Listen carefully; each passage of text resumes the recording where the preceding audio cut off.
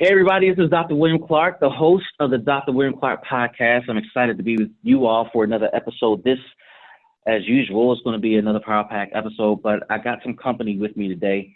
I'm excited. I'm excited about this conversation. Here's the thing.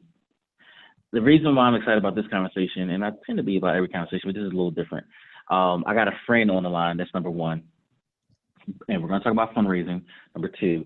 But I get to combine this third element to the conversation, which I don't talk about enough, and that is the inclusion of real estate in our fundraising journey as nonprofits and ministries. And so I'm excited to have a friend on the line who's going to help us walk through this conversation. Sam Cofer, all the way from Chocolate City. No, I'm talking about D.C., Washington, D.C. Sam, what's going on, man? What's going on? What's going on, Will? How's it going, man?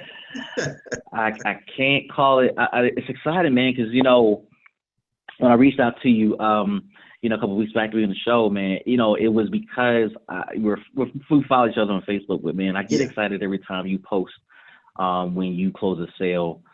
You are a licensed realtor, D.C., Maryland area? Yeah, D.C. and Maryland. I'm licensed to sell real estate in D.C. and Maryland.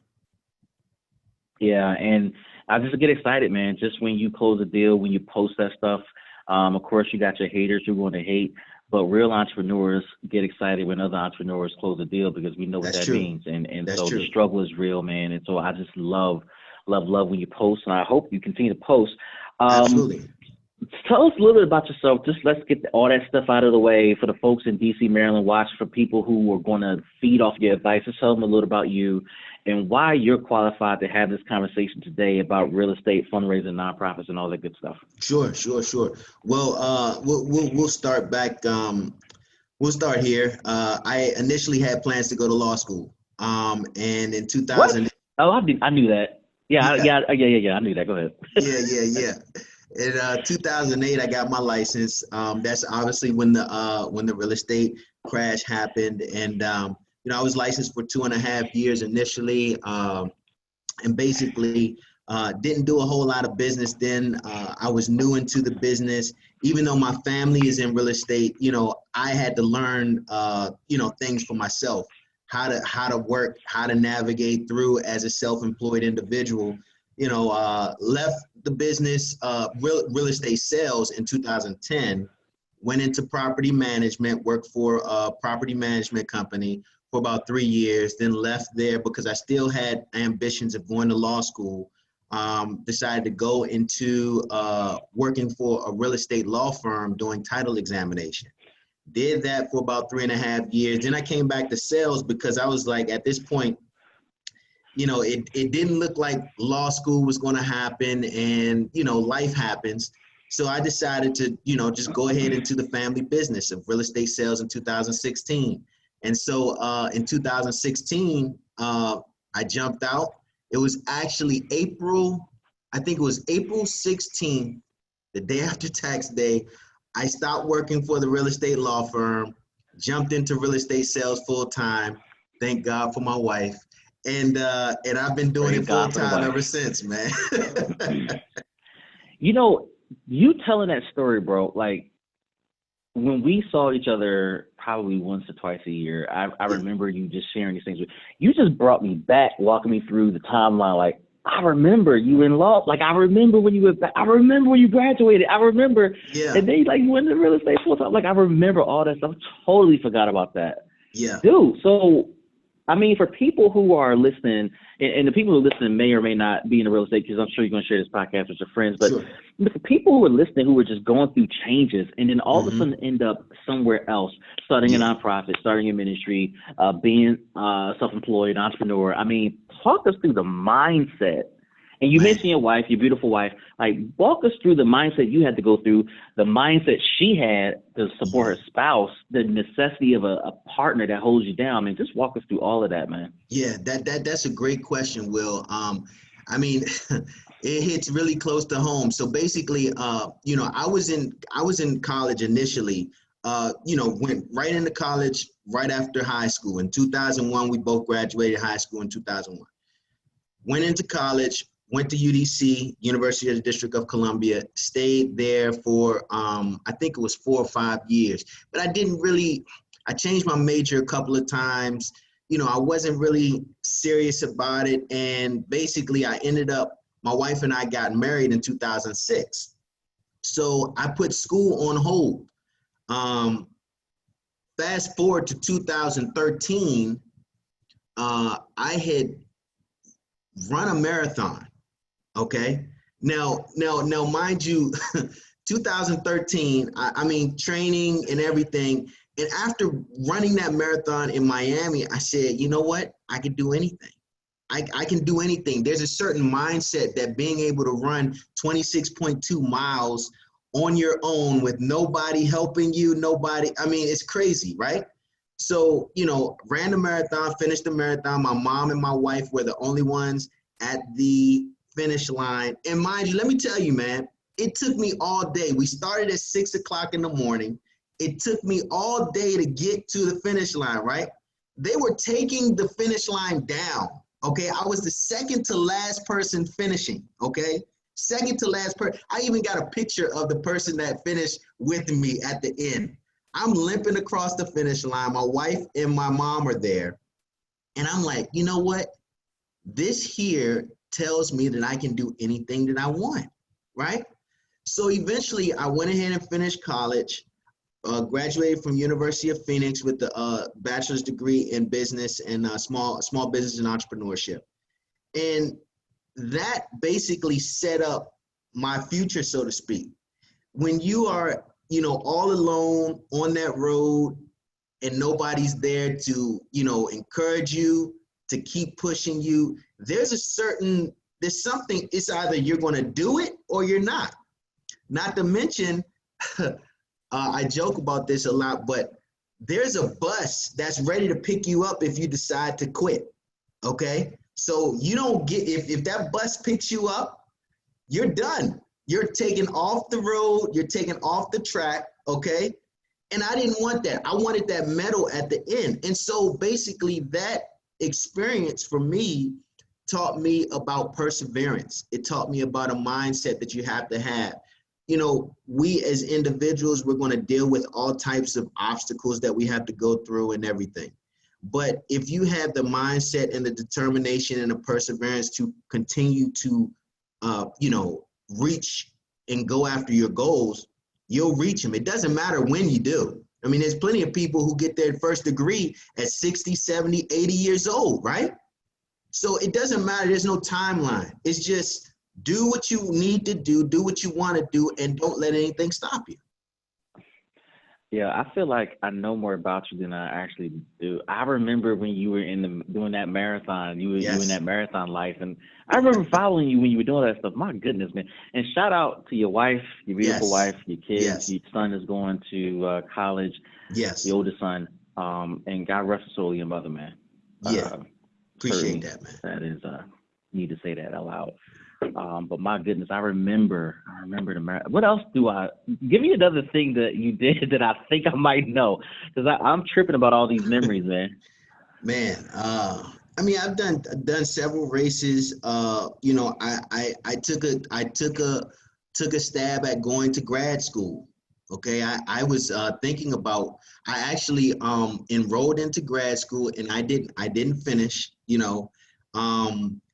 But a lot of that was because the passion was no longer there to, you know, go to law school. It was no longer there to, you know, just go through the rigmarole of school. I wanted to get out there and do what I felt like I was born to do. And that it eventually came down to, okay, I'm gonna do real estate, you know?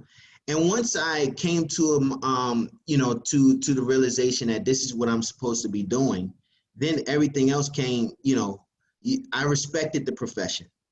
I understood, you know, this is what it's about, helping people, you know, achieve what's so-called the American dream, so to speak, you know. But, you know, being able to help people, I get joy when, you know, you take a buyer from step one who may have had credit issues or anything like that. They have problems. And then eventually you work with them and you work with them, get them to a point where they can get pre-approved for a loan, get them to a point where, you know, we can start searching. And then all of a sudden we get to the finish line of them signing on a dotted line. And that is what does it for me every single time for buyers. You know what I mean? I mean, it's nothing like that feeling there. Nothing like it. I want to highlight something before we get into the topic. You Yeah. said you got to the point where you said you respected the profession, man. That hit home so hard, because I think that even in my line of work in the nonprofit space, I come across too many people in unintentional ways disrespect the profession. People that disrespect the ministry because, oh, it's a nonprofit, or you're supposed to do good because of the work you do in the ministry. And the truth of the matter is, in any business that exists, if you don't respect the profession, you don't respect the process, the journey to get from the beginning to wherever you're trying to accomplish, man, you're never going to take seriously what needs to be done to make it happen. And I think this podcast, it focuses on teaching people how to respect the journey. Yes. Like, you can to provide for your family as a realtor, as a real estate agent, and as a nonprofit operator, but it requires you to respect the profession. And I think this is like the perfect segue for people to get their coffee or their tea. Yeah. And to listen to this conversation.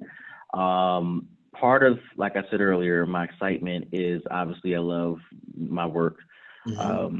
But one of the things that I talk about when asked is how I got into fundraising and loving it. Yeah. The truth is, when I started in my career with nonprofits, I hated it. Hated it. And there was a moment in 2007-8 when I lost my real estate business. And I started in the nonprofit world. I hated it even more. 2011 hit. I heard the Lord say, get back into business. And I started studying other mentors who taught me how to invest differently. And at some point on that journey, Sam, I began to fall in love with sales and marketing and raising money. Oh, man. And my career was growing in the nonprofit space. And I started to think, well, wait a minute. When I'm getting my doctorate, and you know, we were talking about the story we happened with my church that got me into this space. And the confluence of all that stuff, man, I started bringing those principles of what I was doing in real estate to the nonprofit world. And what I used to hate, I fell in love with. Yeah. And for those who follow the podcast, I fell in love with fundraising because of my real estate business that I was able to relaunch by the goodness of the Lord, to be honest with you, man. And it actually supported my family, supported me when I was getting my doctorate, and the rest is history. Awesome. And so this conversation, I got my coffee. I am ready to ask questions and learn over the next 45 minutes or so. But let's start where you are, Sam. You're in the Maryland, D.C. area. Yes. I know every market is different, but tell us about what's going on in your market, and start to walk us through what you believe is happening in the market in general, especially in the middle of this pandemic. That's a great question, and it's a question that everyone wants answered. You know, what I'm finding in my business, obviously DC and Maryland are like you said, a different market. But what I'm finding is sellers are still selling and buyers are still buying. And I know that sounds so cliche or sounds so panned, but that's the truth. Right now, you have sellers that have to sell, and you have sellers that think this is a great opportunity to sell. Okay. Inventory is down. So that means that buyers who are in the market right now, they're competing for homes. Okay. You have buyers that still, right now in DC, Maryland, we're in the hub of where the government is, right? So basically everyone that works for the government, you can almost say they're going to have a job. They're going to continue to have a job, so to speak. I don't know the future. I don't know what's going to happen, but generally speaking, we're not in the middle of the country where, you know, employment is not necessarily guaranteed, so to speak, right? So at this point in time, you have a lot of buyers who are obviously they're ready to buy. They have the money to buy, and they look at this as an opportunity because they think that there aren't going to be a whole lot of other buyers in the market. Okay, does that make sense? Now, granted, this market isn't good for you if you are not in a position to purchase. Okay, it's not or if you have some job instability, this is not a good market for you to purchase, right? We saw that with COVID, the criteria for banks to lend for lending criteria was increased from 580, having a 580 credit score, to now you must have a 640 credit score in order for the banks to lend. Okay, if you have anything below a 640, generally speaking, you cannot qualify for a loan. The banks are not going to lend to you. So at this point in time, you have a much, I hate to say it this way, but you have a much higher quality buyer in the market. Someone who has shown that based on their credit score and maybe, you know, other factors involved, they're able to purchase a home and the banks look at them as a lesser risk, right? With regards to the sellers, I'm seeing properties where, you know, you have estate sales, you know, family members have passed or whatnot. You know, you maybe they want to sell to make some extra cash or you know, make a move somewhere else, whatever it is, right? But what we're seeing in the market is there are so many homeowners. I think the stat is homeowners now have an average of, I think it's 60%, between 40 and 60% equity in their homes. Okay. So that means that, you know, with that being said, this is an opportunity to sell and cash out on your home if you wanted to, right? COVID is only, it's only discouraging the buyers and the sellers who don't necessarily have to sell. Or they don't have to buy, or they can't buy. Okay, so that's kind of what I'm seeing in my market. I'm still seeing a lot of activity. I'm working with a bunch of buyers. I've listed several homes within this pandemic, and we've sold with no problem. Okay, so I mean, chaos breeds opportunity, so to speak. Okay, so that's kind of what I'm seeing in my market here in DC and Maryland. I'm not saying that that's the same everywhere else, but what I'm saying, that's basically it. So let's dig into this a little bit more. I do want to respect the fact that you are going to talk about the DC, Maryland market, but let's kind of raise the bar of the conversation to be a little bit more general. You talked about having a 640 credit score, which is essential. And then you also made a comment that sellers are still selling, buyers are still buying. And I actually agree with you. Having been in the business, you know, as an investor, you buy at all times, especially when things are bad. For nonprofits out there, I want to drill home the concept of buying, especially when times are bad. Yes. Talk to us. I don't know if you buy and sell representing businesses or corporations. Is that part of your portfolio work? I've represented one corporation in the past, and this particular it was actually a church, and basically what they wanted to do was purchase a residential property for cash flow purposes, investment. All right, let's talk about that. This is the perfect example. Sure. So let's start from the beginning. So there is a difference between personal credit and business credit. Now, stop me when I say something wrong. You said the minimum score is 640. Now, from what I understand from my friends who are in the credit repair business, in order to get solid business credit for your startup, your nonprofit, your small business, et cetera, you got to have a score of 680 for the banks to start giving you perhaps PG credit cards, personally guaranteed credit cards, or credit lines. What type of credit portfolio are you noticing, or did you notice with that particular church you represented, or was it a cash purchase? I cannot answer that question. Why? Because it was a cash purchase.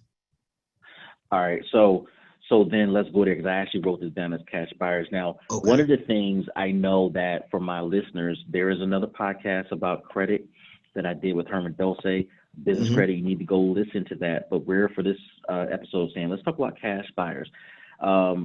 I happen to believe, and this is when I relaunched my real estate company Mm-hmm. back in 2011, that cash tends to be king. Now, I'm not going to argue with anyone about the use of credit. God bless you. But I'm gonna Sure. just share. I'm gonna share my principle with you, which I think you'll appreciate to get your feedback as someone who represents clients. Sure. When I relaunched my business, I actually started studying the Bible from a business perspective, Mm-hmm. and there were a number of trends that became clear. The lender, the borrower is a slave to the lender. Right. Owe no man nothing but love. Right. And then lastly, uh, having the capacity and skill to negotiate at all times. Mm-hmm. Right. So those trends became super clear, particularly when I studied the book of Proverbs in depth from a Sure. business standpoint. That was the only reason why I felt comfortable enough to get back in business after.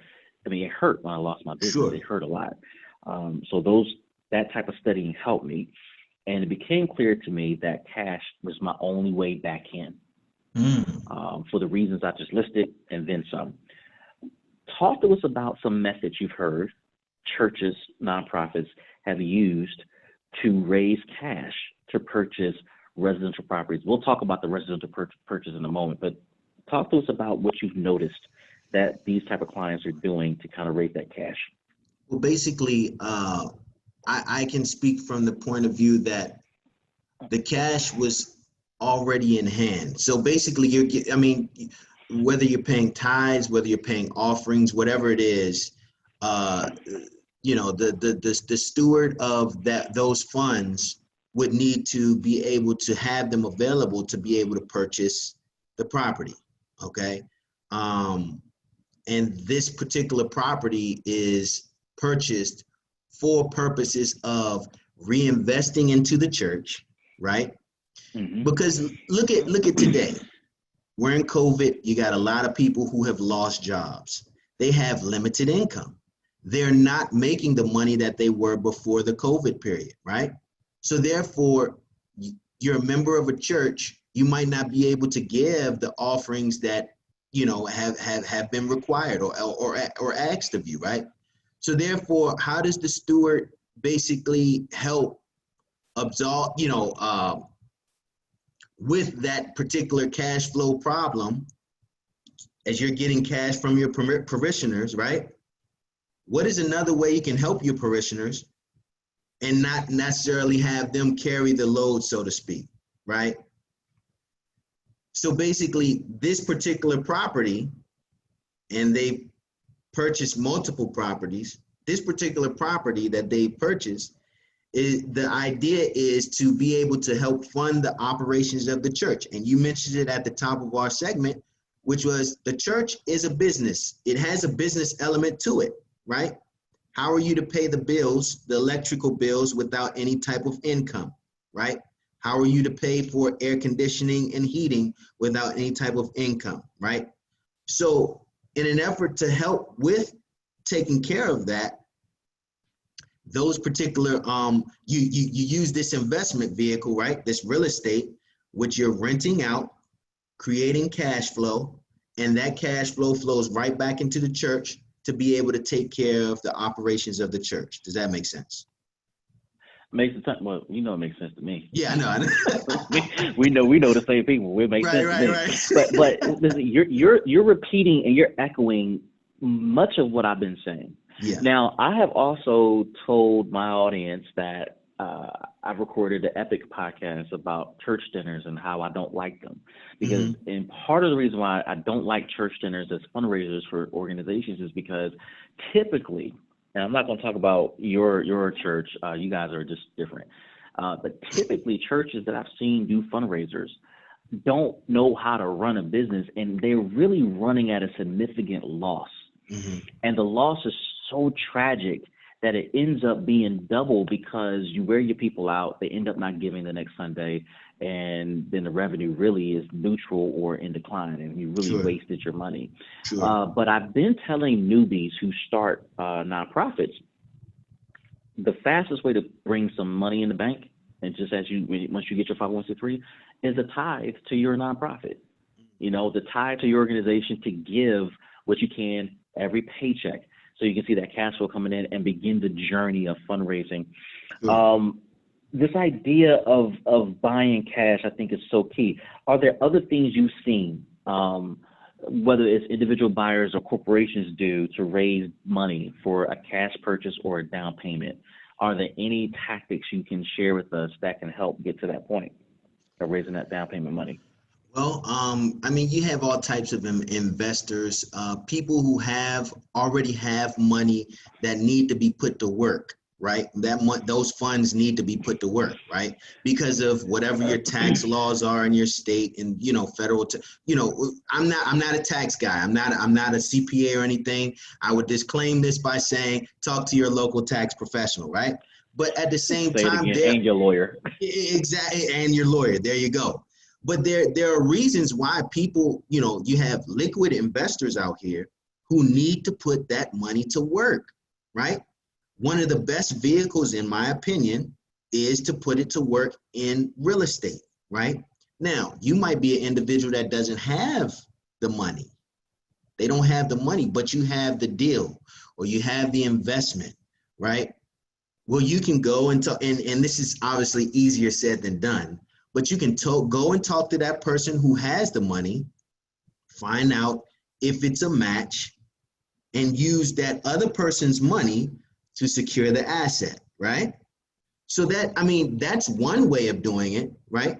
Or you can work every day, try to generate your own cash flow through, your income or whatnot. My grandfather always tells us to pay ourselves first, right? He ain't lying. That's a rule of thumb, right? Right. And that way you can build up your own cash reserves to be able to go out and take advantage of, the opportunities that are out here. And believe me, there are deals out here that, are beneficial for every investor, whether you're talking about a whale of an investor or a little guppy of an investor. I've seen in Baltimore, you can secure properties for as low as $10 and $15 and $12,000. You know what I mean? Now, granted, you might have to put some work into it, but this is all about, what is your exit strategy? What are you trying to do? Are you planning to hold the property for a significant period of time? Are you planning to flip it? Are you, what is the exit strategy for this particular property and investment? And, that's what's going to drive how you invest. Okay. I'm with you. And your grandfather is right, Mm-hmm. on a number of topics, to be honest with you. I would also throw in there too, if folks are comfortable with this, again, consult your professionals, tax professionals and attorneys, man. Tap into your 401k if you've been faithful in putting money in there. Yes. Withdrawing funds, putting that money to work. If you have a whole life policy, putting that money to work and withdrawing that money out and flipping it over. I will echo what you said, man. It's easier said than done to tap into partners. And I tell my clients that all the time when it comes to getting grants. It's the same concept. Go partner with someone. I can tell you my first deal when I relaunched my real estate company was a partnership. It is easier said than done, but my goodness, if you can do it right, if you can find the right partner to do business with. Now, you told, as a part of this story you were telling us, you were talking about this particular church. They got a residential property. I am always just curious about why nonprofits, particularly newbies, want to get a property or a building when they first start out. And it's always so we can do programming. Talk to us, Sam, about the difference between the acquisition and maintenance of a residential property versus a commercial property, and what some of our nonprofits and churches need to think about when they come to you and say, "Hey, I want this." What would you tell them when they're looking at those options between residential and commercial? Well, I can't speak to commercial because I don't do commercial regularly. I mean, it's very rare. I've not done any commercial properties. I've represented commercial clients purchasing residential property. Okay. So I can only speak to the residential portion. Generally speaking, when you purchase the property, obviously you're purchasing it for whatever reason. You need a tax shelter. You need to generate some type of monthly cash flow, right? But at the same time, you've got to understand that that property does not just operate on its own, right? Just like the house that you and I live in, right? It requires upkeep. It requires maintenance. So it's your job as the owner of that newly, purchased property to make sure that that property is maintained, grass cut, make sure the roof is in good repair. Make sure you're not having any problems with the air conditioning and heating. Make sure, your cracks and settlement, cracks and everything. Make sure you're taking care of these things on a consistent basis, because if you let it go, it's obviously the value of the property is not going to stay or rise the way you want it to, right? So, I mean, at this point, when you are looking to purchase a property, you got to understand that there are operating costs, just like any business that you run. Any property that you purchase, whether it's your own home or an investment property, you must run it like you run a business. You have expenses, you have income, you have cash flow. You have to manage all of these things when you are considering purchasing residential real estate as an investment. I want to go deeper into that. I am a big fan of nonprofits and churches owning residential property. I want to talk about the various use cases of a nonprofit or ministry owning a residential. How about we go back and forth? You share one and then I'll share one and we'll keep going. Okay. Give us a use case of why a nonprofit should buy residential property. Basically to flow cash back into the nonprofit. Well, I think, and Will, you can speak to this a little bit better than I can with regards to the operation of a nonprofit, but there's a reason it's called a nonprofit, right? I mean, you are basically using vehicles such as fundraising to generate cash to operate that, whatever the thrust or the goal of that operation is, correct? So basically, one main reason is to be able to generate cash flow. You want to do programs, you want to do, help your community or whatnot, right? Well, you can't do that without money. That's one reason why you would purchase real estate, because you need to be able to have another vehicle of bringing cash in. When you go out and do these grassroots efforts to fundraise, not everybody's going to give you what you want, and you're not always going to raise the amount that you had in mind. So what can subsidize that, right? So cash flow. Cash flow. All right, I'll go with programs. All right. So I just have this inherent belief that a newbie should purchase a multifamily residential unit for several reasons. One, if it has adequate basement space that can be used for gatherings, you got your program space. Exactly. You can use the upstairs floor for office space and the above floors for residential renting space, where people actually pay rent to live there. There's also a concept where you can partner with other organizations who may want to rent an office, like Sam may want to expand his operation and rent from you in the community and be a community presence, and you can generate office rent. So I'll go with program. You got another reason why people or nonprofits ought to do residential? I would assume tax reasons, right? And obviously, like I said it before, talk to your local tax professional and your legal counsel. But there are benefits to owning real estate, residential real estate, as a nonprofit organization, or as anybody really. But we're talking about nonprofits.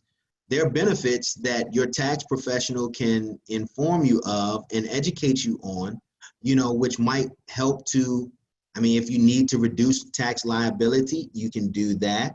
There are all types of reasons with regards to that tax umbrella why you would purchase, real estate.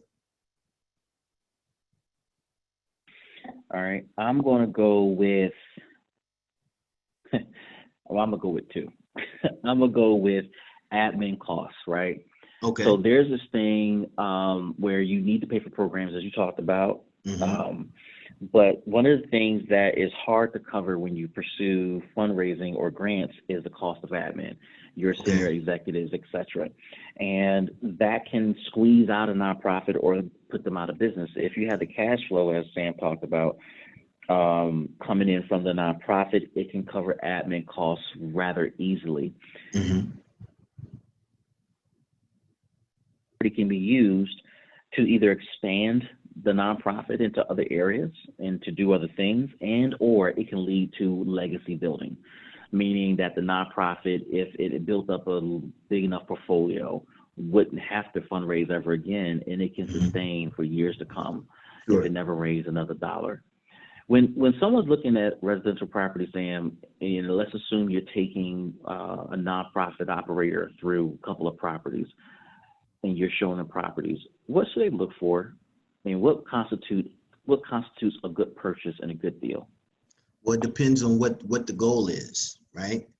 You might be looking to purchase something that you can have a tenant move right in and generate some cash flow Mm, right away, right? Well, you're not going to purchase a property that needs work. The price point might be great, but if you don't have the resources to be able to generate or make that property what it needs to be for your future tenant, there's no reason to purchase that property, right? What is your goal? That's what I would go to. If your goal is to basically flip the property and generate cash, right? Then you might go and find a property that, run down, beat up, has work that needs to be done to it. But then at the same time, you have the resources to fix it up. There might be a contractor in your organization, or if we're talking about a church, one of your parishioners might be a contractor.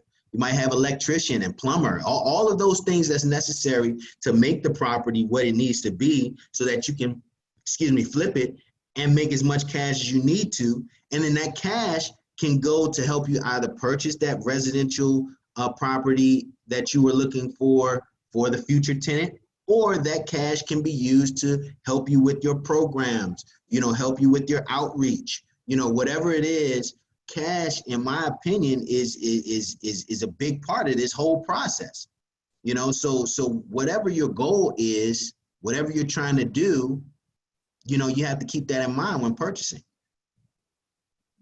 that's so good.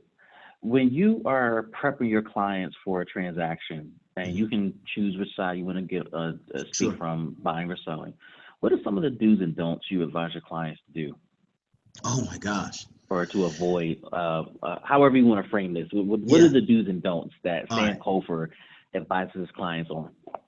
All right. On social media in real estate circles, there's this thing called you have a meme that says, but first get pre-approved, right? Like you got so many, look, you've got buyers, right, who want to engage a realtor, right? And they've not been pre-approved. I mean, I'm sorry. I don't do my business that way because see, this is the way I explain it to my buyers. I need to put you in touch with my lender because if I'm going out showing you $400,000 homes and you can't afford but $300,000 homes, that doesn't benefit you or me. That's my time and that's your frustration, right? Which is why I call the pre-approval letter the roadmap.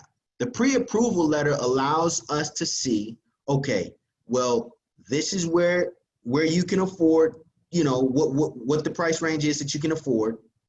We want to stay under this. Now, granted, there are so many people. I've worked with buyers who are well qualified, and they basically can purchase any home that they want. But just because you can doesn't mean you necessarily have to, right? I was working with a first-time home buyer. She was well qualified, could have purchased the home 500,000 or higher, right? We found a place that was around 350. She's a young person, right? She doesn't need, just because she can, she doesn't need to purchase that $500,000 home. And the house that we got her for 350 was pretty substantial anyway, right? The numbers worked. She was able to afford it, right? But at the same time, she was young, mid-20s, right? First property.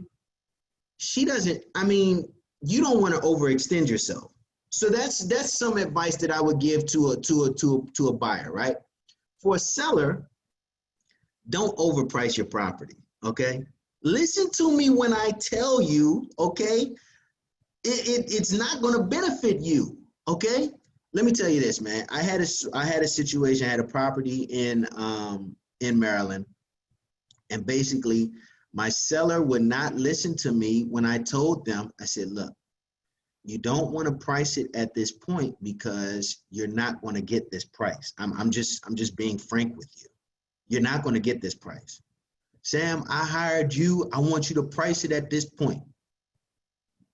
I mean, what am I supposed to do, right? I price it at the point. Now, mind you, I told them, I said, sir, this house is going to sit. You're not going to generate any buzz, any interest in the property because it's too high. It's too high. The house sat for 60 days.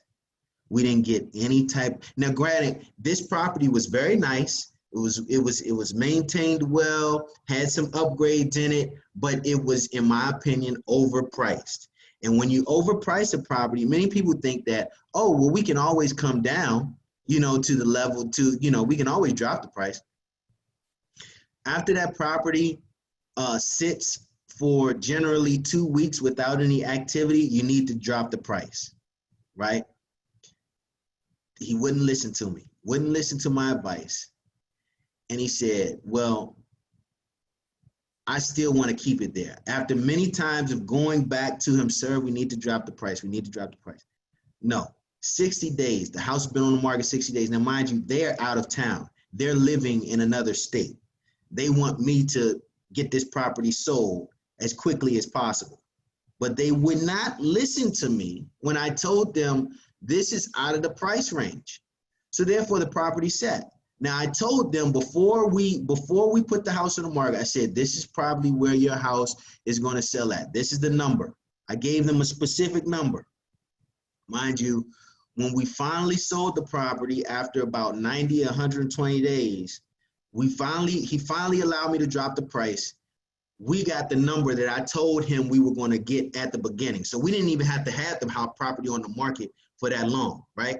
4 months that he had to pay electric bill, water bill, all gas bill, all this. He has expenses on the house. 4 months, he wouldn't listen to me. If you're going to hire a professional, listen to them. I eat, sleep, and drink real estate, okay? This is why you hired me, right?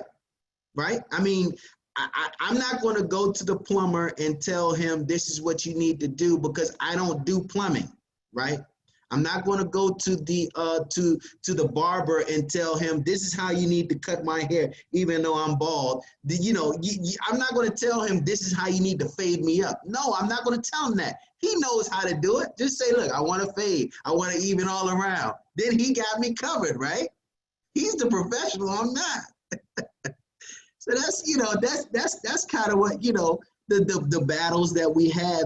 And yeah, I'll tell you another thing, man, and not to get on a rant, but unfortunately, we as real estate agents, we don't get a lot of respect. People think we're simply tour guides, and they don't respect the amount of time and effort and work that we have to do, because we're not just dealing with our clients, we're dealing with the other side of the deal. We're dealing with the lender. We're dealing with the appraiser. We're dealing with the home inspector. You see what I'm saying? All of these things are what come into play when you're hiring a real estate professional to handle the sale or purchase of your home. And see, unfortunately, the buyer and seller have limited viewpoints, right? Because they're just looking at, okay, they're seeing the back of my head of what I'm doing, but I'm the one with the panoramic view. I'm seeing everything that's involved, So that's just, I didn't mean to go on a rant, but it kind of, you asked the question and I try to answer. Rant to welcome on this show. I think the moral of the story is to follow the directions of your hired professional at the end of the day. You're losing, especially with nonprofits, man. I remember just talking to nonprofits over the years about investing, and they are so risk adverse for no reason. Mm-hmm. They want to cut out the realtor because we can save 3% on that fee and add it to the nonprofit and do more programs. That extra couple $1,000 is not going to save a life. Like, stop. That's true. Stop, man. And I'll tell you this, Will. You know, that Go ahead, extra man. Go ahead. that extra amount, that extra commission or whatnot that you're trying to save on, as a seller, you might not get the price that the realtor can get for you, right? So you're saving what, $19,000-$20,000, but you're selling the property at $15,000 less than what you would have, sold it for if you had the realtor, or $25,000 less than what you would have sold it for as if you hired the professional. So I mean, you have to weigh the cost. Granted, not every realtor is worth what you pay them, because we get a lot of, we get a bad rap too. There's a lot of people who are in this business not for doing it the right way. They're just interested in making a quick buck, and that's not what it's about. You have to actually do the hard work in order to be able to be successful in this type of, and especially in this type of market here. You have to do the hard work. I tell my students, clients, and audience all the time, you hire a consultant to help you skip some steps and get the cheat code to success, man. Exactly. And it ain't free. Things I've seen over my career, they're worth whatever I charge. Yes. And probably then some. Mm-hmm. Because I can help you avoid the booby traps that held me up for years, man. Yes. I mean, had I had my mentors in my ear after I lost my business the first time, I wouldn't have waited 3 years to relaunch. Mm-hmm. And sometimes I reflect on that moment. I'm like, bro, I could have fixed this. I could have redone this. Had I got out of my own head, man. Yeah. Had I thought about it differently, I would have not wasted those 3 years. Now, obviously, the way the Lord works, the sovereignty of the Lord, it works itself out. But man, sometimes you just can't help but think like, bro, if I just had someone in my ear, had I listened, even if they were in my ear, man, it just would have moved a little faster. Listen, I know you're tight for time. I know there are people who want to hear this from your area and from all over the country, and people who are not in the area who may just want to call you and ask you to consult them. What is the best way for them to get a hold of you? What's the best way for them to just touch base with you and just to glean from you any wisdom that you may have about real estate and whatnot? Sure. Well, I can be reached on my cell phone at 202-203-0954. You can email me at S as in Sam, C Charlie, OF as in Frank, ER at exitrightrealty.com. Right. I'm on social media, Facebook, Instagram. My Instagram handle is SBC3RE, Samuel B. Cofer the Third Real Estate. I'm on Facebook, Samuel B. Cofer Real Estate. You can search me up. And I'm always happy to help whoever I can, man. That's what it's about for me. I'm always looking to, help other people. I enjoy the process. I don't claim to know everything, but at the same time, I do believe that my work ethic will outwork anybody's. And when you hire me, you're not hiring some fly by night. I've been in the real estate business for over 10 years in various aspects. So, I'm happy to help, man, in whatever way I can. And, I look forward to it. Yep. And I know some of your mentors that have poured into your life, who we've talked about before the show went live. And so certainly I think that adds a lot of value as well. Yeah. Sam, this has been cool. Thank you so much, sir. Appreciate it. This is Dr. William Clark Podcast, guys. We'll see you next episode. Peace. Awesome.